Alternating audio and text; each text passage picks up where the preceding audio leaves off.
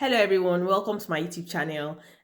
This is day 21 of November, vlogging every day in November. Today we're going to be talking about how to let go of fear and control in parenting preteens and teens.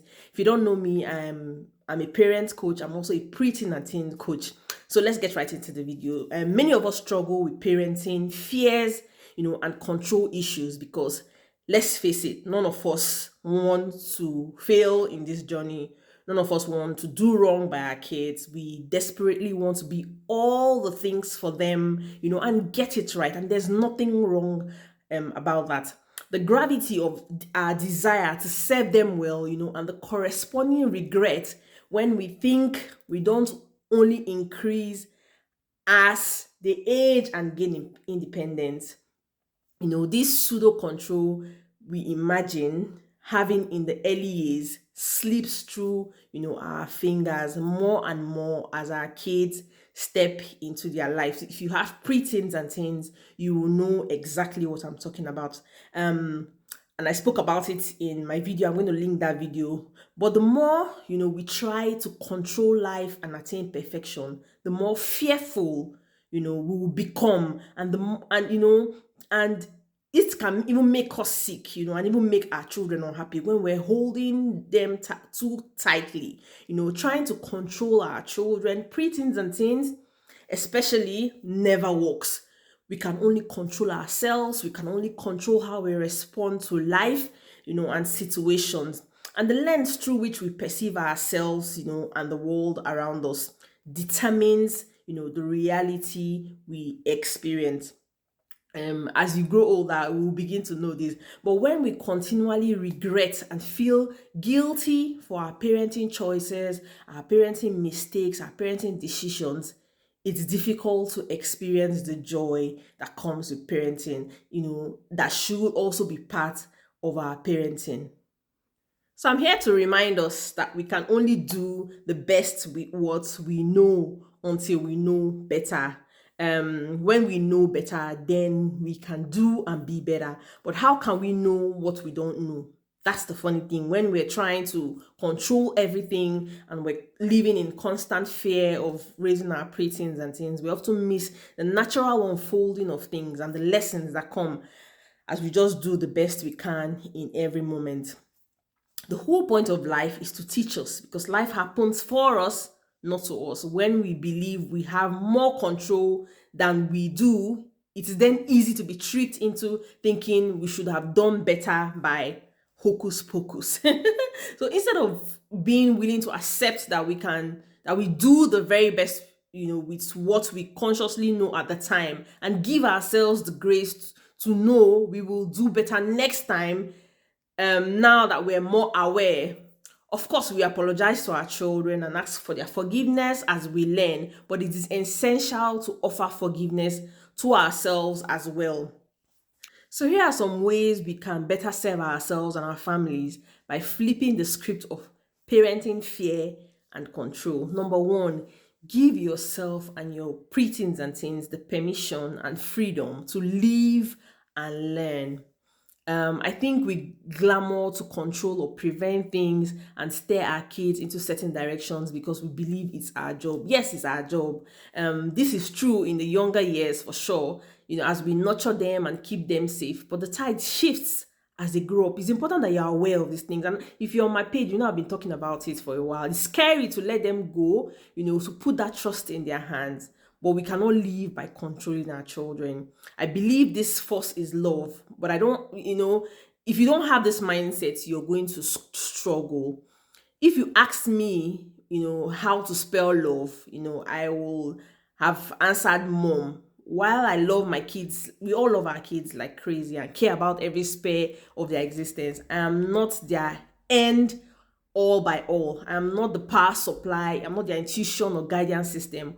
All of that is within them. They have different lessons to learn and different experiences that they need to process in order to grow and mature into their own identities. When I make control a guiding principle, it is me projecting my own personal path, my own personal fear onto them. This is no freedom for me or them in the process because I'm, putting in fear and and killing their intuition. My kids would then suffer to meet my expectations and struggle to learn how to trust themselves. As our kids become more independent, our role is to be their cheerleader, to be their encourager, words of wisdom when asked, and helper if needed. When we love ourselves and model how to forgive imperfections, we let our kids accept their humanness. I see guidance as pointing my kids to find their truth rather than pointing them to mine. Number two, be intentional with curating a harmonious inner landscape for emotional and mental health. So, as parents or moms, if we think that our responsibility is to manage the entirety of the external world spinning around our children so they never suffer, make a mistake or poor choice, hang with the wrong people, or go down the wrong path, we are setting ourselves up for exhaustion and breakdown. Our mental and emotional health is guaranteed to suffer if we go that path, if we live in fear, if we wallow in perpetual guilt when life inevitably chooses to teach our kids, especially when said teaching comes through our growing pains as parents. Our mood and our mindset creates the family dynamics and set the foundation for our preteens and teens expectations of themselves. When we can model self forgiveness, self love, and self acceptance, then we teach our kids the power of love and trust instead of fear and control. This is how we foster their healthy growth and development, giving them opportunities, to become the best version of themselves. They are meant to become. And it all starts with giving ourselves the permission and opportunities to become the best versions of ourselves. And then the last one, number three, shift your perspective and create more opportunities to enjoy life. What happened can be unhappened, but we can always change our perception of the past by reframing the meaning we align to what happens. Give it an empowering meaning. Allow for a fresh, more life giving perspective in motherhood and life in general is one of the greatest gifts we can give ourselves as mom, we can give our children, and we can give our family. The most important perception we have is how we define our reality, and it's so much better if we don't ground that in fear and control, but if we believe love is really where we find our power as mothers. Don't exist in a prison, moms. Don't just survive. Life is a delight meant to be experienced. Choose to live life to the fullest. Jump in the river and let the current carry you. Don't be exhausted. Shower yourself with compassion first. You deserve it. Love, laugh, forgive, create, imagine, live, rinse, and then repeat. So we had a situation in my family, something we were trusting God for and believing to happen in our family. And I was so grateful to God that my children experienced it with us. I mean, there was nothing I could do in that situation.